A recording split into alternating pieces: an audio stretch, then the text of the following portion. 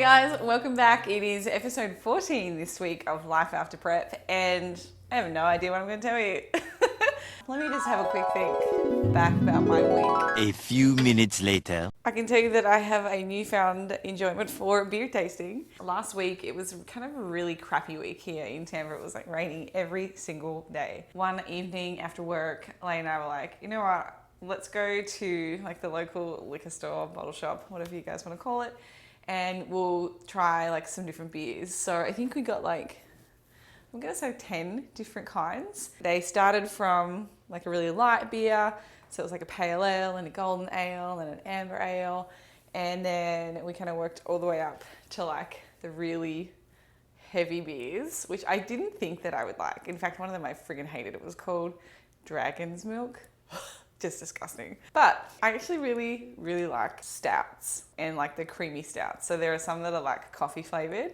I think anything like, as I'm going through the bottle shop, I'm like, oh my God, Lane, you laugh at me, like the ones that have like food in the name, like creamy, I don't know, milky creamy stout, or it was coffee, peanut butter. Like they have the craziest flavors for beers nowadays. So we had a few of our kind of immediate friends that are all quarantined, and I guess we've been doing it for a while now. So we actually like scored everything. So we had like a buy-in, and then this is the next night. So we originally tasted some on our own just to see which ones were good.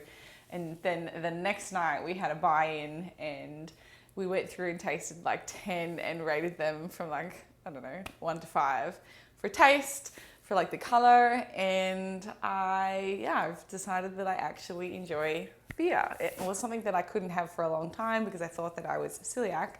And as you've probably listened in previous videos, when we had our genetic testing, I don't have the 2 genes that kind of, code for celiac. So that's been a nice reintroduction, I guess, amongst other gluten things. It's probably also opened the door back up to a whole lot of temptations when it comes to different foods.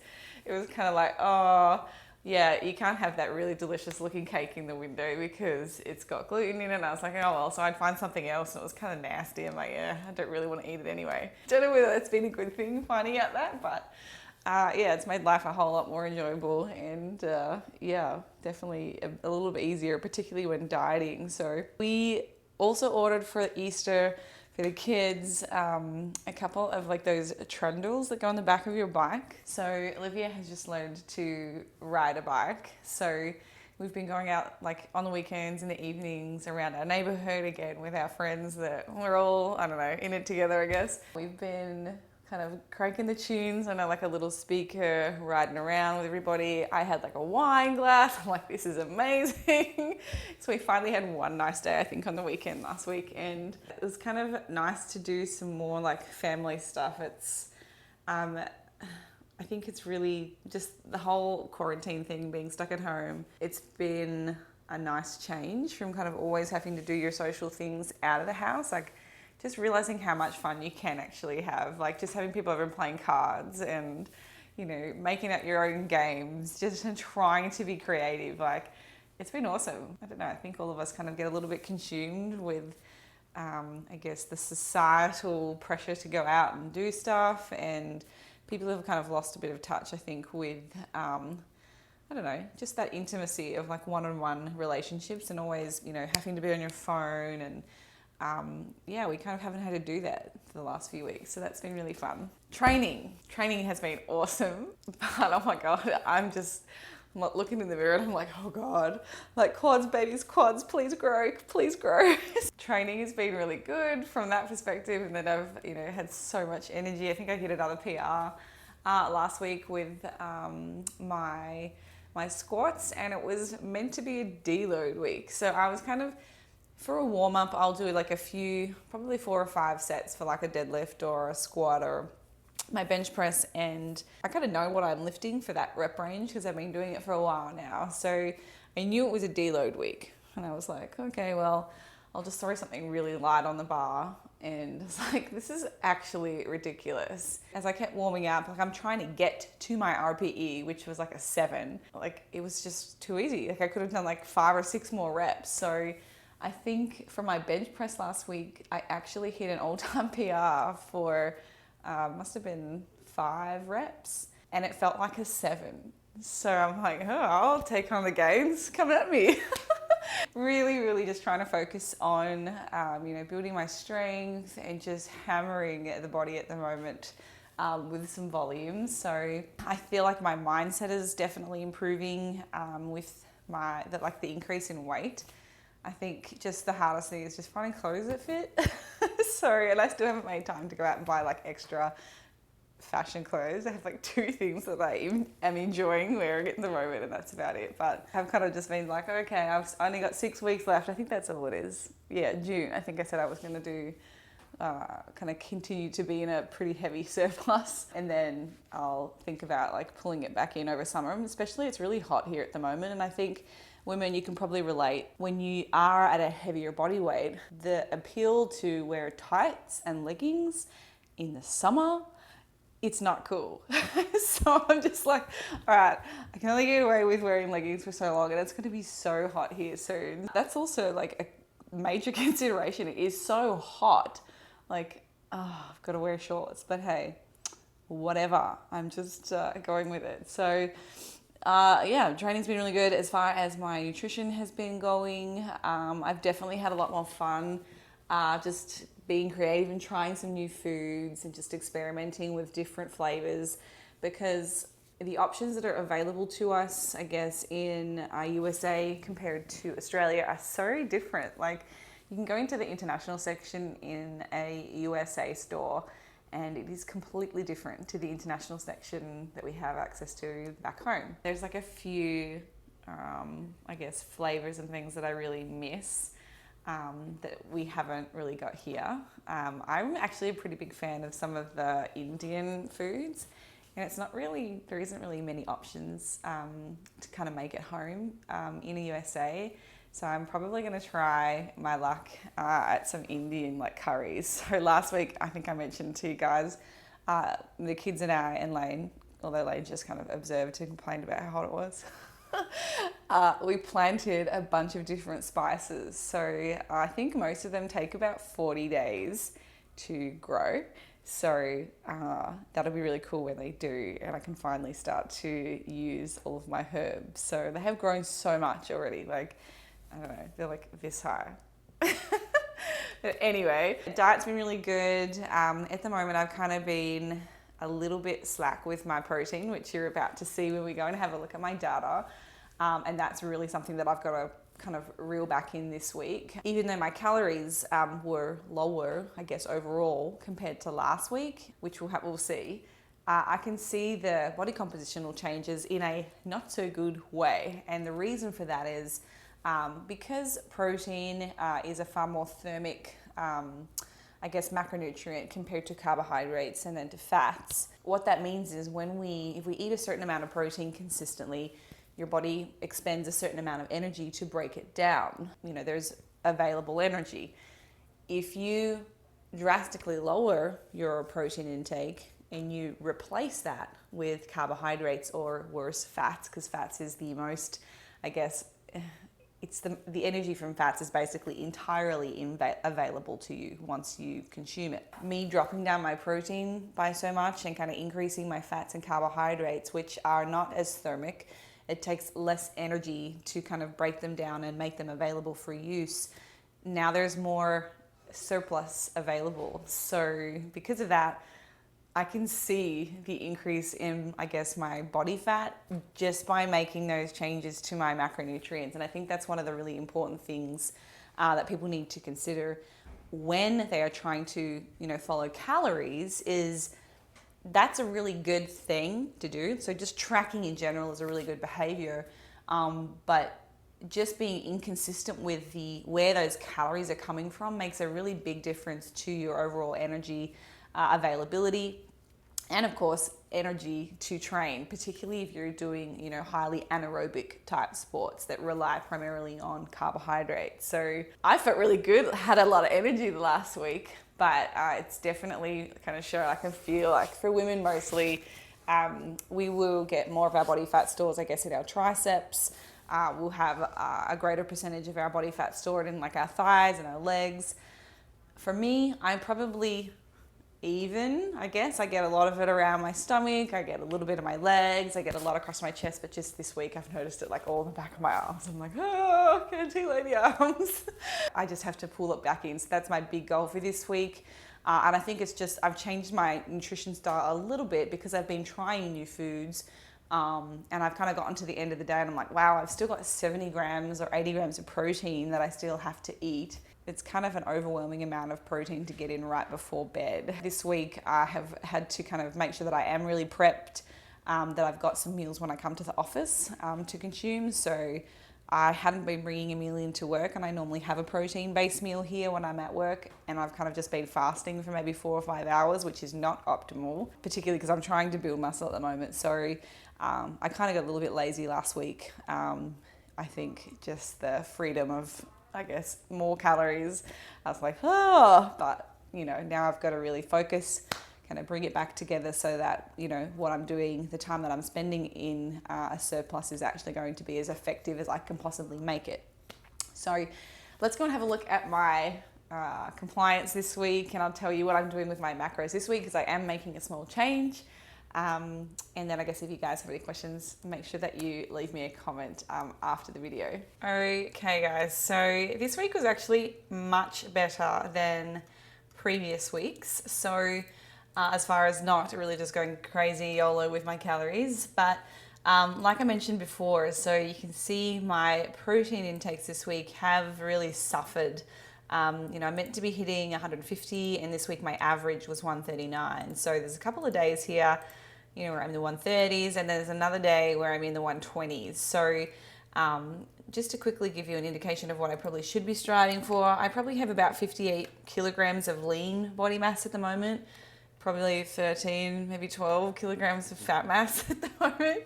Hopefully that this number goes up. Well, that's certainly the intention, but based on that, so, you know, we're trying to work within a range of like 2.2 to 2.9 grams of protein, kind of for optimal, I guess, hypertrophy. So 2.2. So at the lower end, I would be aiming for 127. I actually had a day there on Tuesday where I was right on that. So yeah, that's not ideal. Normally I'm kind of at the upper end. So 58 times 2.9. Yeah. So I don't think I've ever eaten quite that much, but I definitely have known to go over. But I've never had my target quite that high. But I usually sit somewhere right in the middle. And I guess depending on someone's individual preference, you know, you can kind of sit anywhere within that range. But what I don't encourage people to do is kind of go outside that range, because then it comes at the expense of your carbohydrates and fats. And, you know, whilst we can derive, you know, carbohydrate, I guess, through, I guess, energy metabolism, it's a very roundabout way of accruing carbohydrate, and it just means that your workouts are probably going to suffer. Again, particularly when it comes to those anaerobic type, you know, training modalities that really need a carbohydrate source. And I think particularly for competitors, when you're dieting down and there's far less energy availability overall already, you know, having a really high or overly high protein intake can make things really, really tough, you know, particularly towards the end of a prep. So I can't tell you the number of times I've started working with a new client and their protein intakes are fucking ridiculous. Like, I think I had a girl that was like 120 pounds just in the last few weeks start working with me. And her coach had her on, it was like 210 grams of protein. That's almost what Lane has for his lean body mass. And as a consequence, like for her calories, they were like, I don't know, 90 grams of carbohydrate and 28 grams of fat or something. And that was just what she thought was normal. And, you know, wondered why she always felt fatigued, you know, training wasn't very good. And, you know, she felt like she had all these food restrictions, which you would at 90 grams of carbs and 20 grams of fat, or 28 fat, because it's all been taken up by protein and it's not really doing somebody any good. So, yeah. Anyway, that was a really bit of a ramble, but I need to get my shit together this week when it comes to my protein, because I don't want to just be wasting time, you know, putting on body fat when I should really be trying to encourage, you know, hypertrophy. So using the right macronutrient for, you know, a good training session. So Overall, I was a little low on protein, as I mentioned, and a little high on my overall compliance to fats and carbs. So this week, my average carbohydrate intake was a little high. It was about 14 grams over my target of 220, but I was a little under on my fats. So just knowing the foods that I have available to me at home, it probably makes more sense for me to increase my calories as I kind of keep going through this reverse, as a greater percentage coming from carbs, because I really enjoy them and they're great for training. So yeah, I guess this week I've taken a 10 gram increase in my carbohydrates, so up to 230, and I'll hold steady on my fats. And I guess if I end up falling a little shy on my dietary fats, I'm not going to be upset about it. Again, the overall importance here is to be compliant to your calories and compliant to your protein.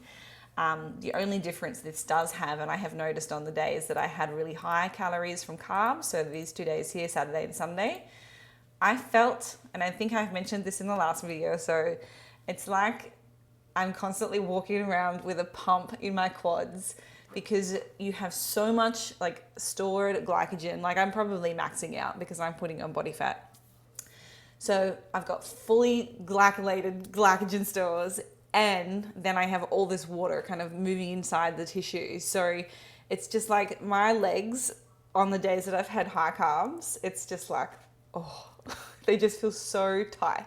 So that's actually, to me, I really don't enjoy that feeling. Lane is the complete opposite, and I have clients who are like, yes, I love that pump. Like I'll do 5 bicep curls and my arms are already juicy. I'm like, I hate that.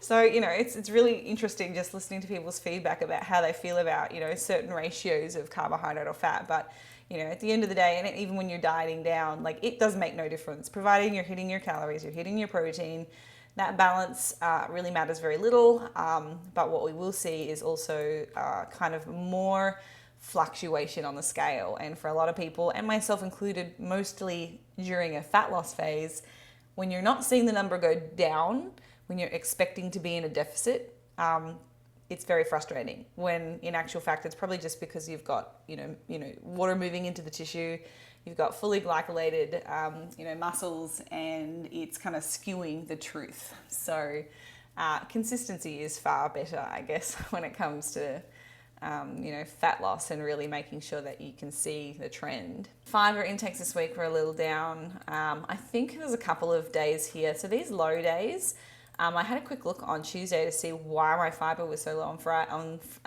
on Tuesday. And so in our app, which we have launched, by the way, we have a feature to do a quick ad. So rather than kind of creating a new food or creating a recipe, I can just quickly punch in the macros. If it's something that I kind of have a rough idea about the macros, let's say I ate something out and I'm like, yeah, I know the macros to that. I can put it in and away we go. But I wasn't entering in the fiber, and I haven't been entering in the sodium. So like the same can be said for this day here on Saturday. Like 1,269 milligrams of salt, I don't believe it. So I think there's probably a few days where I've done quick ads, haven't put in the sodium, haven't put in the fiber of that meal. So my overall readings look like they're a little bit down. So that's something, again, that I'll tighten up when I start my fat loss again, just so that I'm 100% sure, like, okay, if I didn't get a drop in weight when I'm meant to be in a deficit, all the variables are correct, and I can go and assess everything and go, all right, well, we know that my weight didn't go down this week because those 2 days on the weekend, you ate 7,000 milligrams of salt. That's why you didn't lose weight, because you're retaining a lot of water, or similarly said with fiber. So my training for this week isn't really going to change. The only thing that I am going to be doing is increasing the RPE. So I think last week for my compound list, I had an RPE of 7. And then all of my accessory movements were an 8. So this week, everything goes back up to 8, and I'll add back in an extra set on my compound lifts. So I'll probably get a little bit more of an energy expenditure this week, but probably insignificant, or it will have an unmeaningful effect, I guess, on my body weight. But hopefully that increase will give me some more quad muscles. That's the goal. So yeah, and I'll be striving to do my 10,000 steps. At the moment, my phone is being repaired, so it's not synced with my watch, so I haven't been wearing it just the last 2 weeks. I'm hoping Apple will send it back, because it's such a pain not having your own phone. Like when you've got all of your passwords and everything is logged in, you're all good. You don't have to remember 1,000 things when you get a new phone back. It's like the worst because you've got to log into everything, and just the thought of that is giving me anxiety because I have a really bad memory. But anyway, that's this week ahead. I'm super pumped. I have 6 more weeks left in this kind of building phase. And yeah, I can't wait to see, I guess, the changes when I diet down again. So if you have any questions about anything at all, please leave me a comment in the description below. If you're wanting to learn more about fat loss phase or reverse dieting, check out our books. We have a couple of books on our BioLane store, which are just awesome. You couldn't get more information in them if you tried. So yeah, I think that's about it. Have an awesome week, guys. We'll catch you next time.